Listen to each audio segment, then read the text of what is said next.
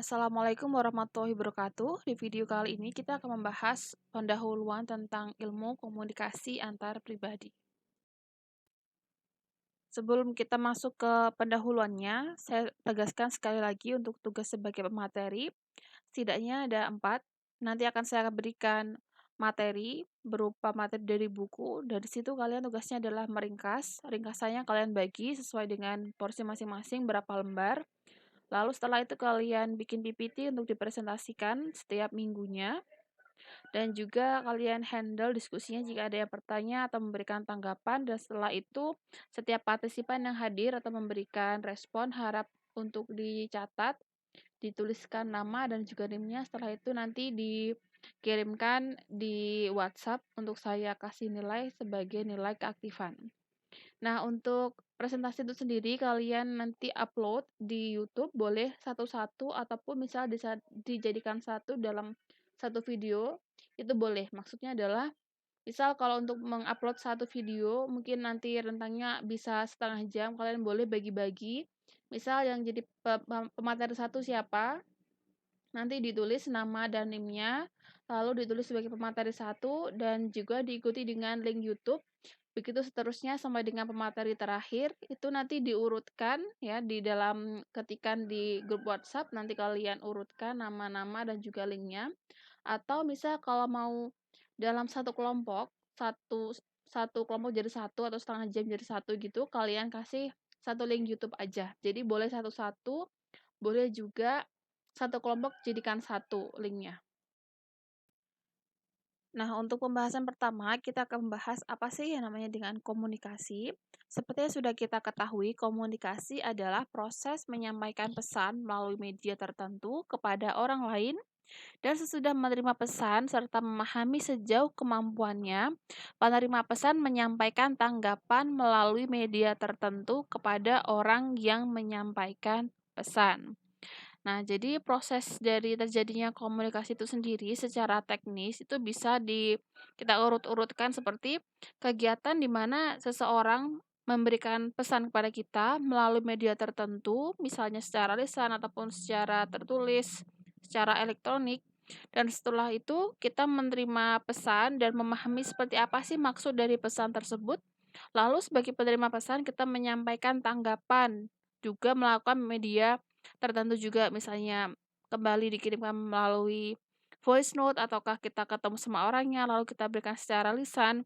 Jadi di situ kita juga memberikan feedbacknya, apa sih yang kita dapat dari pesan yang dia berikan itu. Nah, selain itu juga kita juga bisa menggunakan komunikasi ini sebagai proses untuk menyampaikan makna dalam bentuk gagasan ataupun informasi kepada orang lain. Jadi di sini ada pertukaran makna atau apa sih inti dari percakapan tersebut, dari komunikasi tersebut. Karena apa yang disampaikan orang dalam komunikasi itu bukan berarti cuma sekedar kata-kata saja, tetapi ada arti atau makna dari kata-kata yang dia ungkapkan tersebut. Jadi apa yang kita tanggapi atau yang sedang terjadi dalam percakapan itu bukan hanya sekedar kata-kata saja, tapi di situ ada maknanya. Nah, di situ, kenapa kok bisa nggak cuma kata-kata saja, ada maknanya juga? Karena di situ juga ada yang namanya interaksi. Nah, kita kan sudah tahu juga bahwa komunikasi ini adalah suatu kegiatan yang dinamis. Jadi, selama komunikasi ini berlangsung, baik, ketika pengirim memberikan mengirimkan pesannya atau ketika penerima menerima pesan, hal itu tuh, terjadi suatu kegiatan menerima dan juga memberi pengaruh ataupun dampak secara terus-menerus selama komunikasi itu terjadi. Jadi ada pertukaran makna. Bagaimana pertukaran makna itu bisa merupakan, kombinasi dari verbal dan juga nonverbal. Nah, ini akan kita bahas juga di pertemuan selanjutnya oleh pemateri masing-masing. Sedangkan untuk unsur dari komunikasi itu sendiri, di sini akan saya berikan secara singkat, nanti secara garis besar akan dijelaskan oleh kelompok yang membahas tentang unsur-unsur komunikasi. Yang pertama tentu saja yang sudah pernah kalian bahas mengenai video di minggu kemarin, ada pengirimnya. Siapa sih komunikatornya? Siapa yang mengawali komunikasi? Siapakah yang mengirim pesan? Nah, karena dia adalah sosok yang mengirimkan pesan, maka kita bisa sebut dengan sender ataupun komunikator. Di sini, pengirim ini adalah orang yang mengawali hubungan, baik hubungan komunikasi dengan diri sendiri atau kita sebut dengan intrapersonal ataupun dengan interpersonal atau dengan orang lain. Jadi sebelum adanya proses komunikasi di sini tuh ya, di dalam pikiran pengirim tadi ada semacam stimulus atau rangsangan. Jadi ketika ada rangsangan dia dia pengen ngomong apa sih? Nah, bisa jadi dari faktor dari dalam dirinya ataupun karena ada hal lain di luar dirinya, kemudian memberikan dia stimulus di dalam otak yang ingin dia sampaikan. Nah, apa yang akan dia sampaikan itu adalah sebuah pesan yang akan dikirim kepada, penerimanya. Nah, di sini nanti akan ada juga proses seperti encoding ya. Nah, nanti itu akan dibahas juga, untuk, eee, pemateri masing-masing. Nah, setelah ada pengirim berarti apa yang dia kirim? Ada pesannya, ada pesan yang dikomunikasikan. Jadi, pesan yang dikomunikasikan itu adalah sesuatu yang berisi informasi ya, jadinya pesan ini bersifat informatif. Dalam artian dia bisa, bersifat material seperti, ada produk dan jasa, ada juga barang-barang seni, bisa juga berupa doa, berupa, koran seperti itu tertulis ya. Nah, di dalam, pesan itu jika dia sesuatu yang bersifat informatif, berarti di situ kita bisa mengambil sesuatu yang bisa disebut dengan peristiwa, kita juga bisa mendapatkan data di situ, ada penjelasan-penjelasan tertentu, bisa juga pesan yang disampaikan itu menghibur, seperti inspirasi, memberikan informasi seperti gosip seperti itu, lalu bisa juga memberikan meyakinkan seseorang untuk melakukan sesuatu, dan juga supaya, bisa diterima dengan baik. Apa sih yang diinginkan dari pengirim tersebut kepada, penerimanya? Nah, bagaimana pesan itu disampaikan? Nah, pesan itu disampaikan melalui apa? Ada saluran komunikasi. Saluran komunikasi ini bisa kita sampaikan melalui, lisan, kita bisa sampaikan melalui media, bisa juga tertulis, bisa juga elektronik. Nah, untuk media lisan itu sendiri kita bisa menyampaikan sendiri seperti berkomunikasi seperti biasa, bisa melalui telepon, bisa melalui voice note, dan penerimanya adalah orang yang kita ajak tadi.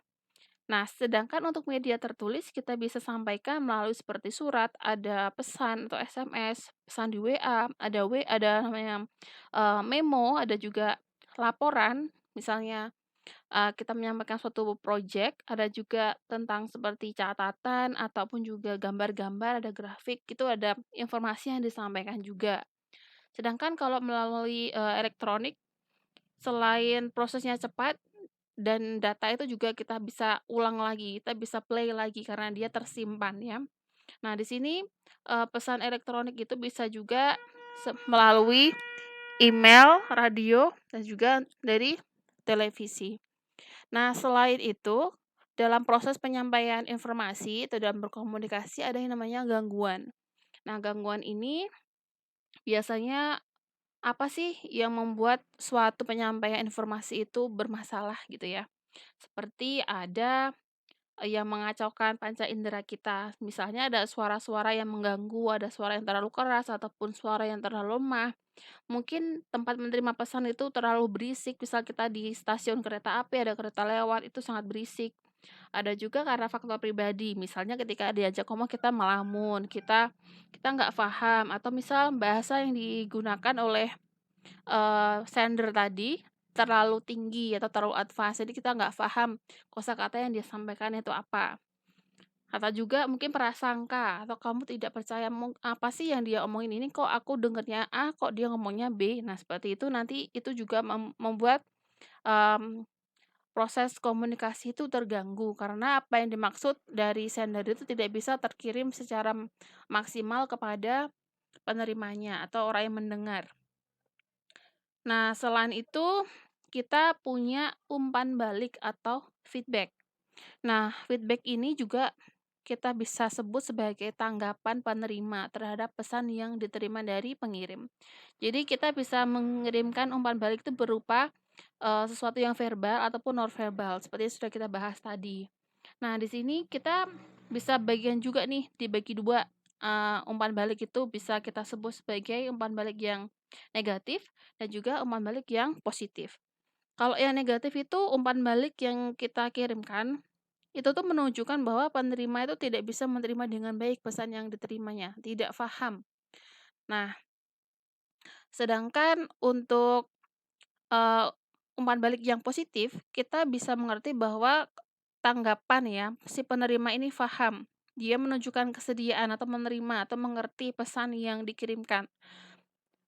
Dan dikirimkan oleh pengirim tadi dia tuh paham, kalau yang negatif tadi dia mungkin ada sesuatu yang tidak dia pahami. Nah itu, umpan balik yang negatif atau misal apa yang dikomunikasikan itu tidak tersampaikan dengan baik, itu adalah umpan balik yang negatif. Karena kalau tidak disampaikan dengan baik, maka, hasil yang disampaikan atau sebagai feedback dari penerima itu juga tidak sesuai dengan apa yang dimaksud oleh pengirim tadi. Nah, jadi kalau dalam komunikasi itu ada suatu proses, feedback yang secara bergantian karena kita saling berubah posisi sebagai menerima dan juga untuk pengirim pesan. Nah, karena, eee, akibat dari pesan yang disampaikan itu tadi, saluran yang digunakan juga bisa berubah-ubah. Karena misal tadi kita ngomong secara lisan, kemudian kita harus pergi ke satu tempat, tapi kita masih perlu ngobrol sesuatu, maka kita lanjutkan melalui komunikasi tertulis misalnya, itu bisa terjadi juga. Nah, itu adalah, sekilas tentang unsur-unsur komunikasi. Nah, sekarang kita bahas tentang macam-macam komunikasi, di sini saya bagi menjadi 4. Jadi ada beberapa macam komunikasi ya, tergantung dari segi apa yang ditentukan. Seperti yang pertama, dari segi penyampaian pesan, kita bisa berupa komunikasi lisan, bisa juga tertulis dan juga bisa berupa, eee, pesan elektronik ya, komunikasi melalui elektronik. Dan yang kedua adalah segi bentuk kemasan pesan, di mana komunikasi ini bisa berupa komunikasi verbal dan juga nonverbal. Yang ketiga adalah segi keresmian pelaku, di sini adalah komunikasi atau saluran komunikasi yang digunakan dan bentuk kemasan pesannya itu berupa komunikasi formal dan informal. Yang keempat adalah segi pasangan yang terlibat. Nah, di sini kita bahas nanti adalah interpersonal. Yang, kita bahas melalui segi pasangan ini ada beberapa, yaitu adalah komunikasi intrapersonal, di mana pengirim pesan dan penerima pesan adalah diri sendiri. Sedangkan interpersonal adalah, di mana satu orang pengirim dan ada juga satu orang penerima. Jadi ada timbal balik dari satu orang ke satu orang yang selanjutnya. Yang selanjutnya ada kelompok kecil, di mana komunikasi ini terjadi dalam kelompok kecil, misal ada beberapa orang saja.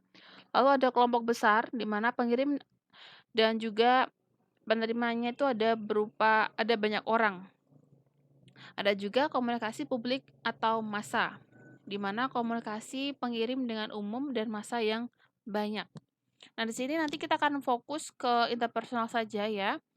Nanti interpersonal akan ada hubungannya dengan yang verbal, nonverbal, formal, informal, dan juga lisan, tertulis, dan juga elektronik. Sedangkan untuk komunikasi kelompok kecil, kelompok besar, dan publik atau massa itu adalah mata kuliah yang tersendiri sebenarnya ya. Jadi nanti kita akan lebih fokus ke interpersonal dan juga sisi-sisi yang berhubungan dengan interpersonal saja. Apa sih fungsi dari komunikasi itu? Nah, di sini kita bahas beberapa ya. Fungsi dari komunikasi itu bisa bermanfaat pada pribadi kita. Ya, fungsi pertama adalah yang berhubungan dengan hidup pribadi kita. Di mana melalui komunikasi ini kita bisa mengungkapkan perasaan dan juga menjelaskan isi pikiran kita, gagasan kita gitu ya. Jadi komunikasi ini kita pakai untuk melepaskan beban mental atau psikologis apa sih yang ada di dalam benak kita, kemudian kita sampaikan kepada orang lain. Jadi kita dengan cara memberikan, apa yang kita pikirkan itu bisa mengurangi beban di dalam otak kita ya. Jadi kita bisa memberikan atau menciptakan keseimbangan hidup yang normal. Jadi kayak seperti di video kemarin dia menyampaikan masalahnya pada orang lain, nah di situ dia membantu dirinya sendiri untuk bisa melepaskan masalah mental dan juga beban psikologisnya. Nah, selain itu juga, mmm, untuk manfaat dari komunikasi itu pada diri sendiri tentu saja adalah kita semakin mengenal diri sendiri, karena dengan berkomunikasi kita juga bisa mengenal isi hati kita, perilaku kita, pikiran kita, dan selain itu juga kita bisa mendapatkan umpan balik atau feedback dari, rekan komunikasi kita, orang-orang yang ngobrol sama kita. Nah, di situ kita bisa mengkomunikasikan kepada mereka tentang pikiran kita, apakah yang kita inginkan, dan juga makna dari perilaku kita. Nah, selain itu, fungsi dari komunikasi itu adalah berhubungan dengan hubungan kita dengan orang lain. Nah, melalui komunikasi ini kita bisa mengenal orang lain, karena dengan komunikasi kita bisa orang lain bisa mengungkapkan tentang diri mereka dan kita juga bisa mengungkapkan tentang diri kita sendiri. Nah, selain itu juga untuk menjalin perkenalan, pertemanan, dan juga untuk persahabatan, karena semua itu berawal dari berkenalan. Setelah berkenal, kita bisa naik jenjang menjadi berteman, lalu menjadi persahabatan, dan juga menjadi hubungan dekat yang selanjutnya.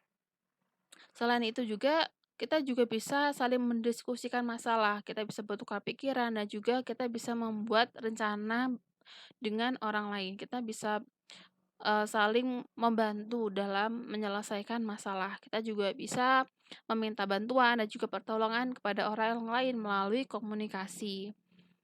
Dan yang terakhir, berhubungan dengan orang lain ini adalah saling membantu untuk mengubah sikap dan perilaku hidup. Nah, di sini kita bisa saling mengkoreksi, kita bisa ngomong kepada orang lain kalau ada sesuatu yang kurang mengenakan, kita bisa komunikasikan. Dan jika sesuatu itu berhubungan dengan sifat yang kurang baik, maka dengan komunikasi orang lain bisa tahu bahwa ada sesuatu yang harus dia rubah dari dalam dirinya. Dan yang selanjutnya adalah fungsinya di tempat kerja nanti ya, ketika kalian sudah bekerja. Nah, di sini komunikasi ini bisa membantu kita dalam menjalin hubungan yang baik dengan rekan kerja kita. Kita juga bisa membangun kerjasama yang baik. Kita bisa memberitahu tentang pekerjaan kita, mengarahkan pekerjaan sesuai dengan tujuan, dan juga bisa memberikan pendapat ataupun kita bisa membantu meredakan konflik dalam lingkungan kerja kita. Dan yang terakhir yang paling sering kita lalui adalah komunikasi dengan masyarakat. Karena di sini komunikasi bisa mempersatukan masyarakat ya, bisa mengatasi masalah bersama di dalam masyarakat, bisa juga untuk membuat usaha demi kemajuan masyarakat, semua itu bisa kita raih dengan cara berkomunikasi satu sama lain. Dan selain itu, karena kita sudah berusaha untuk mengatasi masalah, kita membuat usaha untuk maju masyarakat itu sendiri, berarti kita juga mengusahakan kesejahteraan masyarakat. Nah, itu adalah 4 fungsi pokok dari komunikasi. Yang pertama, kita bahas sedikit tentang intrapersonal, seperti yang sudah kalian coba analisis dari video kemarin. Betul sekali bahwa intrapersonal ini, komunikasi intrapersonal adalah proses di mana individu menciptakan pengertian dalam artian komunikasi yang berlangsung di dalam diri sendiri meliputi kegiatan berbicara dengan diri sendiri, kegiatan mengamati dan memberikan makna secara intelektual dan emosional kepada lingkungan. Atau juga kita bisa artikan komunikasi intrapersonal ini adalah penggunaan bahasa atau pikiran yang terjadi di dalam diri komunikator sendiri atau komunikasi antara diri sendiri dengan suatu subjek yang tidak tampak. Misalkan kita berkomunikasi dengan Tuhan. Jadi, sebagai manusia kita memiliki keunggulan, tidak hanya melalui fisik kita yang sempurna, tapi kita juga adalah makhluk rohani yang diberikan daya cipta, diberikan kemampuan untuk berpikir. Nah, di situ daya pikir dan juga akal imajinasi kita ini membuat manusia mempunyai dorongan atau motivasi untuk mencapai atau menyampaikan sesuatu yang dianggap baik untuk dibicarakan, sesuatu yang dia introspeksikan. Nah, dari keseluruhan daya dan rohani itu tadi, jadi rohani itu berhubungan dengan bagaimana ketika kita ngobrol sendiri, kita introspeksi dan juga kita ngobrol sama Tuhan, itu adalah suatu proses di mana kesadaran diri kita tuh imajinasi kreatif kita ini berjalan. Ada juga di mana kita berhak atau bebas dalam menyampaikan dan mempertahankan pendapat pribadi. Nah, di sini intrapersonal ini kita bisa bagi-bagi menjadi beberapa contoh atau bentuk dari intrapersonal. Nah, nanti saya akan berikan pembahasan sedikit tentang bentuk-bentuk hubungan intrapersonal. Jadi ya, kita bagikan dulu, kita jelaskan dulu secara garis besar bahwa intrapersonal ini hubungan antara individu atau komunikasi yang terjadi di dalam individu. Jadi, subjek dan objek komunikasi itu adalah diri kita sendiri atau kita bisa sebut juga dengan komunikasi ketika kita seolah-olah berbicara dengan Tuhan, itu juga suatu proses komunikasi intrapersonal. Bentuk yang pertama dari komunikasi intrapersonal adalah meditasi. Meditasi ini adalah kegiatan mental terstruktur yang dilakukan dalam jangka waktu tertentu untuk menganalisis, menarik kesimpulan, dan mengambil langkah lebih lanjut untuk menyikapi, menentukan tindakan, atau penyelesaian masalah pribadi, hidup, dan perilaku. Nah, di sini meditasi itu adalah proses di mana kita ngobrol sama diri sendiri. Nah, di situ kita juga bisa gunakan untuk media analisis tentang apa sih yang kita lakukan, apa sih yang kita inginkan. Karena di dalam meditasi itu sendiri memiliki beberapa manfaat ya, atau memiliki tujuan. Seperti apa sih tujuannya? Yaitu mempertajam daya analisis dan pikir kita. Karena secara otomatis kita akan lebih kritis karena kita kemudian mengendapkan apa sih yang ada di dalam pikiran kita, kemudian kita ajukan pertanyaan kepada diri kita sendiri. Yang selanjutnya adalah mempertajam pikiran supaya tetap jernih dan juga hidup yang seimbang. Selanjutnya adalah untuk menjaga kesehatan mental dan juga untuk mempertajam kepekaan sosial. Karena dengan komunikasi intrapersonal dalam bentuk meditasi ini, jika kita lakukan setiap hari, maka meditasi bisa memberikan manfaat kepada diri kita. Karena dengan meditasi kita bisa mengambil sikap tertentu tentang masalah tertentu yang kita hadapi dan di situ kita bisa berusaha untuk menyelesaikannya. Ataupun jika kita tidak bisa menyelesaikan masalah itu, kita bisa meyakinkan diri kita untuk legowo, untuk mau ataupun tidak mau menerima. Jadi itu adalah proses dari meditasi itu sendiri. Jadi kita bisa memikirkan apa sih sebenarnya yang harus kita lakukan karena dengan meditasi kita bisa mendapatkan ide-ide tertentu biasanya. Selain meditasi, bentuk dari komunikasi intrapersonal juga adalah mendengarkan hati nurani. Hati nurani adalah kesadaran kita akan sesuatu hal yang baik atau buruk secara moral dari perbuatan-perbuatan konkret kita. Jadi, hati nurani itu adalah suatu proses di mana kita menilai perbuatan yang akan kita lakukan. Jika perbuatan ini baik ataupun buruk, nah di situ biasanya ada kata-kata di dalam diri kita. Apakah kita mendukung ataukah tidak? Jadi, hati nurani itu akan berkata, bagaimana sih perbuatan yang kita lakukan ini? Nah, ketika kita melakukan suatu tindakan, biasanya hati nurani kita akan memberikan respons. Nah, jika perbuatan itu baik secara moral, biasanya hati nurani kita akan menganjurkan atau mengiyakan. Tapi jika buruk secara moral, maka hati nurani ini biasanya melarang atau membuat kita merasa tidak enak untuk melakukan sesuatu. Jadi perbuatan yang ditanggapi oleh hati nurani ini bukan perbuatan pada umumnya, tetapi perbuatan yang kita lakukan secara konkret. Pada waktu berhadapan dengan masalah atau sesuatu yang konkret di dalam hidup kita, yang biasanya muncul di dalam diri kita ini adalah rasa, apakah ini suatu perbuatan yang baik ataukah perbuatan yang buruk. Jadi, dengan mendengarkan kata hati, biasanya kita akan mendapatkan suatu jawaban yang berbeda. Misalnya, mungkin ketika ada teman kita yang jadi polisi misalnya. Nah, polisi itu dianjurkan untuk memukul para demonstran, teman-teman mahasiswa yang berdemo. Di dalam hati nuraninya dia berkata bahwa teman-teman mahasiswa ini memang adalah tugasnya untuk, menyampaikan aspirasi mereka kepada pemerintah. Tapi dalam satu sisi, dia memiliki tugas untuk menertibkan ketika ada demo. Tapi di dalam hatinya dia merasa bahwa tidak apa-apa mereka ini memberikan aspirasi dan tidak perlu juga bagi polisi untuk memukul ataupun menendang supaya mereka bisa tidak rame, tidak rusuh. Di dalam hati polisi itu mungkin ada suatu gejolak hati yang seperti itu. Hati nuraninya berkata, biarin aja mereka berdemo, memberikan aspirasi asal mereka tidak ricuh, seperti itu. Jadi, eee, kita lihat juga bahwa hati nurani ini mempunyai beberapa sifat. Yang pertama adalah sifat personal dan juga sifat suprapersonal. Komunikasi kepada diri ini ya, yang pertama adalah bersifat personal. Nah, untuk mendengarkan hati nurani yang bersifat personal ini adalah bersifat pribadi karena khas pada diri kita masing-masing. Tidak ada dua orang yang punya hati nurani yang sama. Jadi hal ini dipengaruhi karena oleh faktor-faktor pribadi seperti pengasuhan di dalam keluarga, pengalaman hidup, dan juga pendidikan. Dan pada akhirnya semua itu memberikan dampak pada visi misi dan juga persepsi hidup.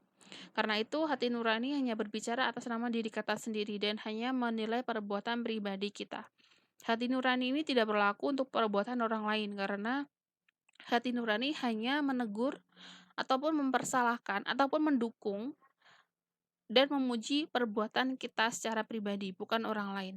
Tetapi secara bersamaan, hati nurani kita itu juga bersifat suprapersonal. Di sini sudah jelas bahwa sebutan lain dari suatu suara hati adalah atau kata hati adalah hati nurani kita ini bersifat suprapersonal. Dengan demikian, hati nurani kita ini ada di atas diri kita sendiri dan dapat menyuarakan dan mengatakan penilaian atas perbuatan kita dari segi baik dan buruknya secara moral. Seperti contoh dari Pak Polisi tadi, karena biasanya misal ada suatu kata-kata di dalam hati kita, biasanya kata-kata itu datang dari luar ataupun, eee, penilaian dari diri kita ini mungkin juga adalah suatu teguran dari Tuhan atau dari Allah karena, berbeda dengan apa yang seharusnya kita lakukan. Dari Pak Polisi tadi seharusnya dia menertibkan, tapi dalam hatinya tidak bisa karena itu adalah sesuatu hal yang bertentangan dengan hati nuraninya. Nah, untuk, sifat dari mendengarkan hati nurani secara retrospektif. Kalau hati nurani secara retrospektif ini adalah hati nurani di mana hati nurani ini menjatuhkan penilaian baik atau buruk secara moral atas perbuatan yang sudah kita lakukan. Jadi, mmm, untuk retrospektif adalah terhadap perbuatan yang sudah pernah kita lakukan, jadi ke masa yang lampau. Sedangkan untuk prospektif, ini adalah hati nurani yang menilai baik buruk perbuatan yang hendak kita lakukan. Jadi hati nurani kita ini melarang kita melakukan perbuatan yang buruk dan menganjurkan kita untuk melakukan perbuatan yang baik secara moral. Jadi bedanya ini adalah kalau yang retrospektif ini adalah terhadap perbuatan di masa yang lampau, sedangkan yang prospektif ini adalah terhadap yang perbuatan yang di masa depan. Nah, jadi itu adalah tentang mendengarkan hati nurani.